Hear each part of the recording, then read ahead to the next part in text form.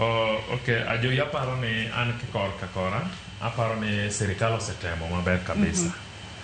E ng'anyo mokwongo mar Gen Zs, emene wayude minister mar below 40 years, I think below 35, mano minister mar water.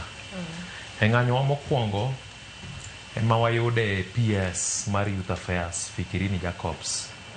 E ng'anyo mokwongo, ema ker mar piny Kenya no appoint the youngest vice chancellor I mean ma Kenya ka, that is a cooperative university. E ng'anyo mokwongo ema ondike jopuonj almost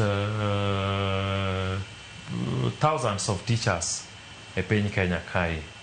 An anyalo jiwo rowerewa makaluo ni kerwa mar Kenya osetemo kako nyalo gi team leader marwa Right Honorable Raila Amolo Odinga osetemo kaka nyalo maber kabisa mondo mi rawere ma Kenya kae obede e lwasi maber kendo e sirkal maber. And aparo ni rowerewa osebedo ka ok luw chik makare nikech jotelo mapingo kata maketo sirkal tesri osebedo ka tiyo kodwa e yo ma ok kare. Nikech iyudo ka ng'anyo mana kaka nakoni kanwa chako ni gima nolanda mokwongo opogore gi gima nyowatimo tich adek. Kidhi town ibro yudo ka a lot of shops have been looted, kata dukni mang'eny okwal. Kidhi Nyeri, kidhi Machakos and different parts of Kenya. And maybe kata kapok wiya owil, rowerewa makaluo osebedo ka behave maber kabisa. Nikech wan wawacho pile pile ni dhaw ni ok marwa. Kik wagore dhaw ma ok marwa. En mar jomagi. Okay. Mokwongo nyaka ne sirkal mar Kenya yud loch. Mae mokwongo ma piny luo obede sirkal fully, almost 110% out of 100% mar sirkal ma Kenya kae.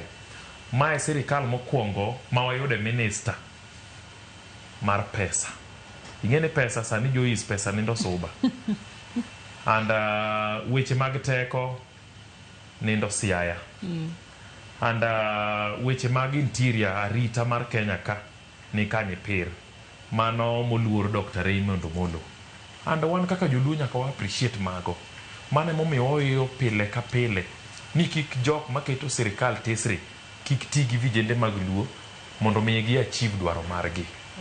Ando kadwa na luong tribe mora mora, but ging'ere. Jok ma osebedo ka bede sirkal, ok sirkal tong bed marach, mana sama koro Joluo ni e sirkal.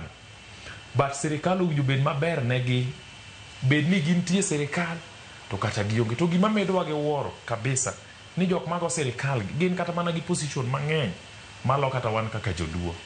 Koro mane momiyo ana wacho maber kabisa, ni ka en memorial, to bed memorial. Mana kaka Azimio la Umoja ne time last year. To ka en ng'anyo, to bed ng'anyo mamuol, maonge turo dhod ng'ato, maonge goyo ng'ato. Aparo ni last time, ni neno lawyer mano bedo attacked e CBD Nairobi. That man was beaten literally out of anything, out of any makosa. And it was very sad. To mano kasamore ng'anyo mwadwa nyiso piny mangima, kaparo ni joiso kwa chomo kumaber. And akwayo rowere mag luo ni wang'iya ne uru kaka wanyalo keto sirkal tesri. Rais William Ruto setemo kaka nyalo jois.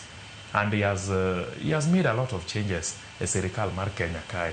En mana ni kata mana jongere nowacho ni Rome can't be built in a day. And rais osetemo maber kabisa, ng'ato ka ng'ato bedo gi makosa. Akwayo kendo rowere ma rais osekete tich. Gine makoro winjo bed ni ging'iyo kaka giywayo rowere masani and giketwa machiegni mondo mirima mar rowere nigo mar Kenya kae odog piny. Kamano. Aya wadong gi dak achiel.